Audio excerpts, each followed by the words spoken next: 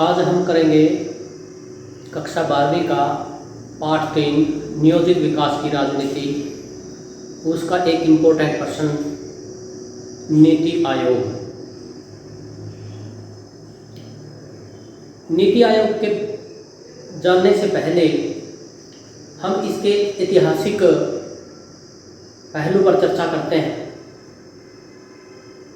26 जनवरी 1950 को संविधान लागू होने के बाद देश के विकास के लिए योजना आयोग 26 जनवरी 1950 को लागू होने के बाद एक ऐसी संस्था की आवश्यकता पड़ी, महसूस हुई, जो देश के विकास के बारे में कार्य कर सके।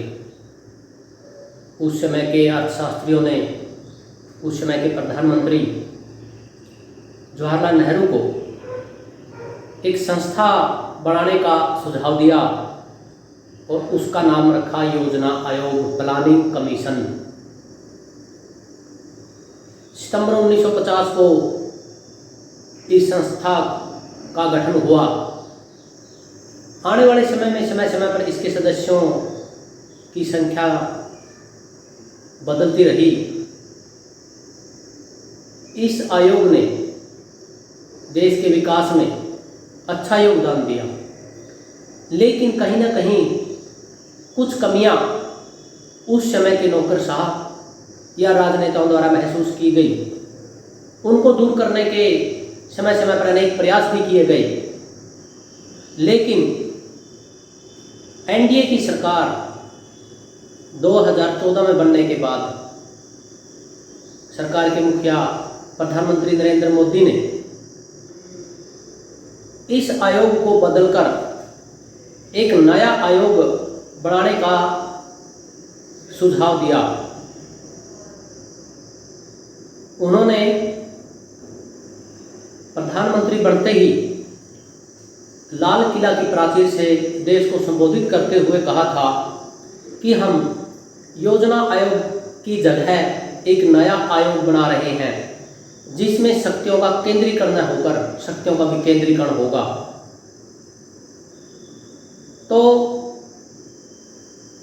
उस घोषणा के बाद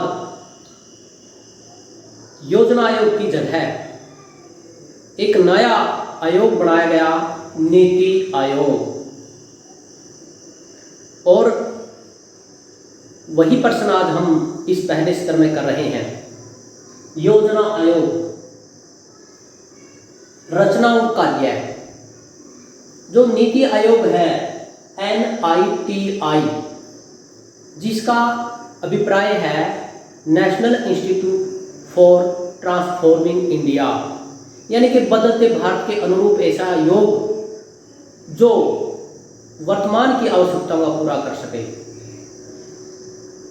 इस आयोग की रचना से पहले प्रधानमंत्री ने देश की सभी मुख्यमंत्रियों के साथ कई बैठकें की और 1 जनवरी 2015 को नीति आयोग ने कार्य करना शुरू कर दिया। उसके बाद इसकी रचना, इसके कार्य को गति देने के लिए प्रधानमंत्री की मुख्यमंत्रियों के साथ 2 महत्वपूर्ण बैठकें हुई। 6 फरवरी 2015, 8 फरवरी 2015, जिसमें प्रधानमंत्री ने मुख्यमंत्रियों को एक भारत श्रेष्ठ भारत के सिद्धांत पर चलने का आह्वान किया। नीति आयोग द्वारा skill India, make in India, आत्मनिर्भर भारत और अनेक ऐसे अनछुए पहलुओं की तरफ ध्यान करवाया गया, जो देश के विकास ही नहीं, देश को आगे विकसित राष्ट्र बनाने में महत्वपूर्ण भूमिका अदा कर सकती हैं। तो नीति आयोग का जो कार्य है, क्या कार्य करता है, उसके बारे में भी हम चर्चा करेंगे। पहला जो इसमें पॉइंट होगा, देश के संसाधनों का अनुमान लगाना।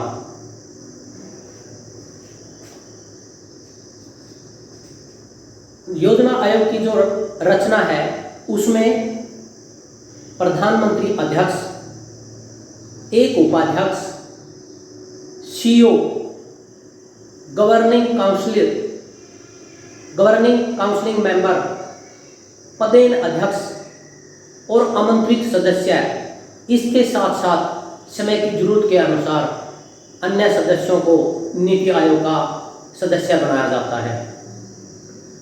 योजना आयोग या नीति आयोग क्या कार्य करता है उसके बारे में हम चर्चा करेंगे।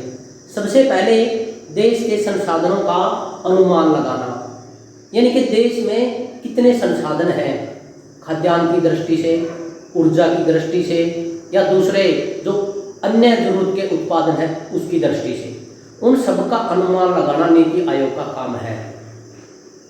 उन संसाधनों का अनुमान लगने के बाद फिर आवश्यकता की तरफ ध्यान दिया जाता है। उन संसाधनों की कितनी आवश्यकता है, कितने संसाधनों को हम एक्सपोर्ट कर सकते हैं और जिन संसाधनों की कमी है उनका हम इंपोर्ट कर सकते हैं। तो संसाधनों का अनुमान लगाना नीति आयोग का मुख्य काम है। अगला जो पॉइंट है योजना बनाना।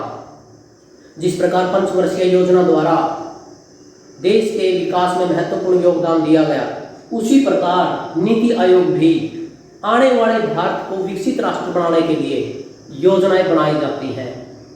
आने वाले समय में कितनी स्वास्थ्य की सुविधाएं चाहिए, कितने शिक्षा की संस्थाएं चाहिए, कितने हाईवे चाहिए, कितने मेडिकल कॉलेज चाहिए और अन्य मौलिक आवश्यकताएं जो एक अच्छे नागरिक के उभरते भारत के लिए चाहिए, उनकी योजना बनाना भी नीति आयोग का मुख्य काम है। उसके बाद आर्थिक नीति में तालमेल, बैलेंस बना के चलना, राज्य की नीतियां, केंद्र की नीतियां, उन दोनों में बराबर का पैरेलल बैलेंस बनाना भी नीति आयोग का मुख्य कार्य है। नीति आयोग के तहत मुख्यमंत्रियों को नीति आयोग द्वारा बनाए गए कार्यक्रम, दिए गए कार्यक्रम, उनको अच्छे ढंग से लागू करना, उनकी आवश्यकता को ध्यान में रख के लागू करना, ये सभी बातें एक तालमेल में महत्वपूर्ण भूमिका निभाती है। अगला पॉइंट है राष्ट्र के हितों को ध्यान में रखना। जब देश की नीतियां बनाई जाती हैं उसमें राष्ट्र प्रथम पर बल दिया जाता है। चाहे इंपोर्ट की बात हो, चाहे एक्सपोर्ट की बात हो, उससे राष्ट्र का नुकसान नहीं होना चाहिए। ये बातें भी नीति आयोग उस समय देखता है। स्वदेशी वस्तुओं का प्रयोग, आत्मनिर्भर भारत, एक भारत श्रेष्ठ भारत, मेक इन इंडिया, ये सारी बातें नीति आयोग राष्ट्र के हितों को ध्यान में रखकर बनाता है। अगला योजनाओं को प्राथमिकता, यानी कि मान लो 10 योजनाएं बनाई गई, उनमें से प्राथमिकता के स्तर पर कौन सी योजना लागू की जाए, ये बात भी नीति आयोग निर्धारित करता है। कई योजनाएं बिल्कुल पहले चाहिए, कुछ योजनाओं पर कुछ समय बाद कार्य किया जा सकता है। जिस प्रकार प्राथमिकता निर्धारण करना भी एक योग्यता की निशानी है। पहली योजनाएं कौन सी शुरू की जाए, जिसको नीड ऑफ द आवर कह सकते हैं, यानी कि नीड ऑफ द आवर क्या है, उसमें प्राथमिकता निर्धारण करना भी नीति आयोग का कार्य है। निगरानी करना, जब देश की योजनाएं इंप्लीमेंट के लिए चली जाती हैं तो उनका निगरानी करना, मूल्यांकन करना भी नीति आयोग का काम है। क्या ये वो योजनाएं सही रूप से कार्य कर रही हैं, क्या दिया गया बजट उसके पैमाने पर और जो देश चाहता है, क्या वो योजनाएं उस स्तर पर कार्य कर रही हैं, यह निगरानी करना भी नीति आयोग का काम है। ऑडिट के लिए महालेखा परीक्षक है, वो केवल ऑडिट करता है, कितना बजट अलॉट हुआ, कितना खर्च हुआ, इसका ऑडिट करना, निरीक्षण करना, लेकिन उस नीति के पीछे निर्धारित लक्ष्यों को प्राप्त किया जा रहा है या नहीं, यह निर्धारण नीति आयोग करता है। शर्तें निर्धारित करना, जो भी योजनाएं लागू होंगी उनके लिए मूल शर्तें क्या होंगी, किन शर्तों का पालन करके उन योजनाओं को अच्छे ढंग से लागू किया जा सकता है, ये बातें भी योजना नीति आयोग निर्धारित करता है। उसके लिए आवश्यक शर्त क्या है, कौन कौन से उनके लिए संसाधन चाहिए, कितनी मैन पावर चाहिए और क्या एक्सपोर्ट किया जाए या इंपोर्ट किया जाए, इसका निर्धारण भी नीति आयोग करता है। विकास में बाधक तत्व, देश 1947 के बाद ही विकास के मार्ग पर अग्रसर है, लेकिन क्या भारत APJ अब्दुल कलाम के सपनों का भारत, जिन्होंने कहा था India will be A developed country in 2020, क्या हम उनके दिखाए सपने को साकार करने में महत्वपूर्ण भूमिका निभा रहे हैं? योजनाएं बनाई जाती हैं, लागू की जाती हैं, बजट अलॉट किया जाता है, बजट का प्रयोग भी किया जाता है, लेकिन क्या वो वास्तव में वो बजट जो हमने प्रयोग किया है जिस भी कार्य के लिए, क्या वो कार्य उस तरह का बना है? ये सभी विचारणीय विषय भी नीति आयोग का मुख्य काम है। अनेक तत्व हैं जो देश के विकास में बाधक बने हुए हैं। भ्रष्टाचार, भाई भतीजावाद, लाल फीताशाही और दफ्तरों के चक्कर, ये सभी बातें, इनका पता लगाना भी नीति आयोग का काम है। जिस प्रकार कुछ समय पहले भारत में हाईवे का जाल बिछा, उसके लिए एक विशेष नीति बनाई गई। जब भी कोई हाईवे निकलता है, रास्ते में अनेक प्रकार की बाधाएं आती हैं, चाहे लैंड एक्वायरमेंट का मामला हो या किसी बिजली के स्टेशन को हटाने का मामला हो या अन्य इस प्रकार की बाधाएं, तो उसमें से नो ऑब्जेक्शन सर्टिफिकेट लेने में ही सालों निकल जाते हैं। लेकिन वर्तमान सरकार ने एक ऐसा प्रारूप तैयार किया कि एक टेबल पर ही उस बाधाओं को, जो बाधक पहुंचाने वाले तत्व हैं, उनको बुलाया जाए, उसी समय एट द स्पॉट उन बाधक तत्वों को दूर किया जाए, नो ऑब्जेक्शन सर्टिफिकेट देकर हाईवे बनाने का रास्ता निकाला जाए। तो इस प्रकार की अनेक बाधाएं, उनका निर्धारण करना भी नीति आयोग का कार्य है।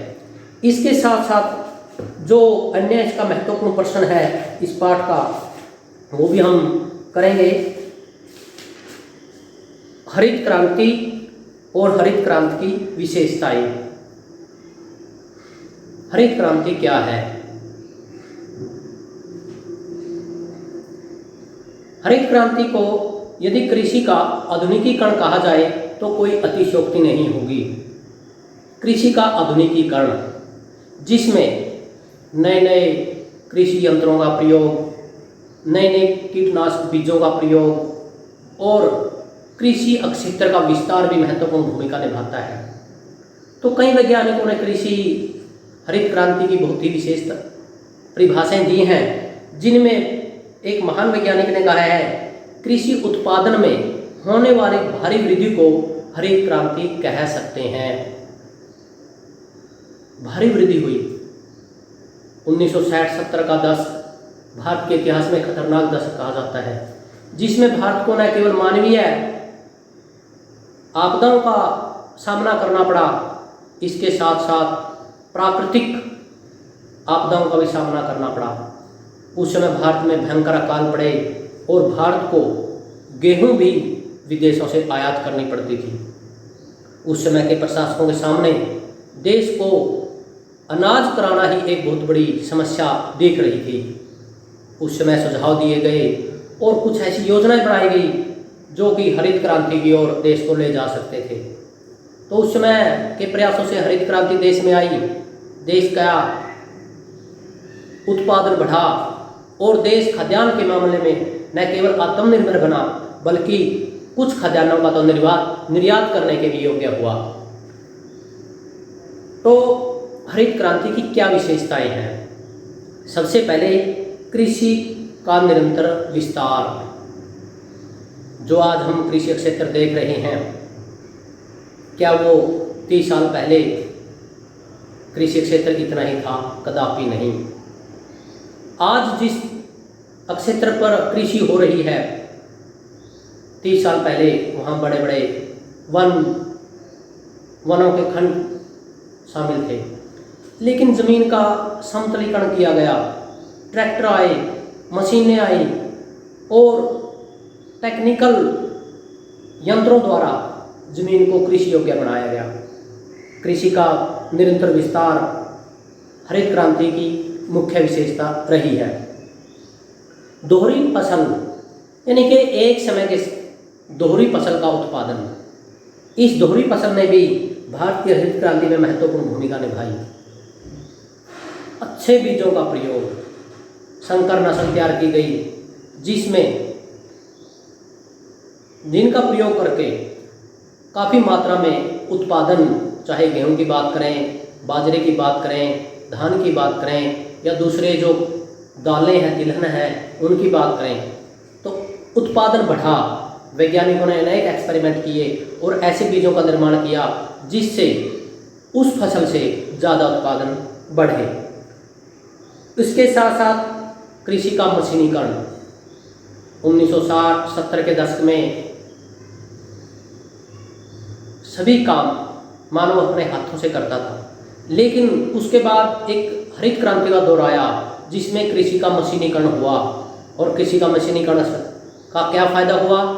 उससे न केवल उत्पादन बढ़ा बल्कि कृषि का विस्तार भी हुआ और कम समय में ज़्यादा उत्पादन होने लगा। सिंचाई सुविधाओं का प्रबंध एवं विस्तार, सिंचाई सुविधाएं जो कि कृषि के लिए एक मूल आवश्यकता है, उसका विस्तार हुआ। कीटनाशक और रासायनिक खादों का प्रयोग हुआ। इसके साथ साथ अनेक ऐसे कार्य किए गए जिससे कृषि न केवल देश में हरित क्रांति आई बल्कि खाद्यान्नों में भी भारत आत्मनिर्भर हुआ। इससे क्या क्या सफलताएं मिली? हरित क्रांति से उत्पादन में रिकॉर्ड वृद्धि हुई, फसल क्षेत्र में वृद्धि, यानी कि जिस क्षेत्र पर फसल, जितने भी करोड़ों हेक्टेयर क्षेत्र जो फसल उत्पादन का था उसमें काफ़ी वृद्धि हुई। औद्योगिक विकास, उद्योगों के लिए कच्चा माल वो फसलों से मिलता है। जब फसलें अच्छी होने लगी, उद्योगों के लिए जो कच्चा माल है वो उपलब्ध होने लगा और उद्योगों का विकास हुआ। बांधों का निर्माण, सिंचाई सुविधाओं के लिए बांधों का निर्माण किया गया, जल विद्युत शक्ति को बढ़ावा दिया गया और विदेशों में भारतीय उत्पादन की मांग होने लगी। और अंत में हम कह सकते हैं विदेशी कर्जों की वापसी, भारत पर जो कृषि क्षेत्र में कर्जा चढ़ा हुआ था उसकी वापसी भी हरित क्रांति की एक महत्वपूर्ण सफलता हम कह सकते हैं। इस पाठ के अन्य प्रश्नों के लिए हम NCERT द्वारा जारी पुस्तक का अध्ययन करें या दूसरी साहित्य पुस्तकों का अध्ययन भी हम कर सकते हैं।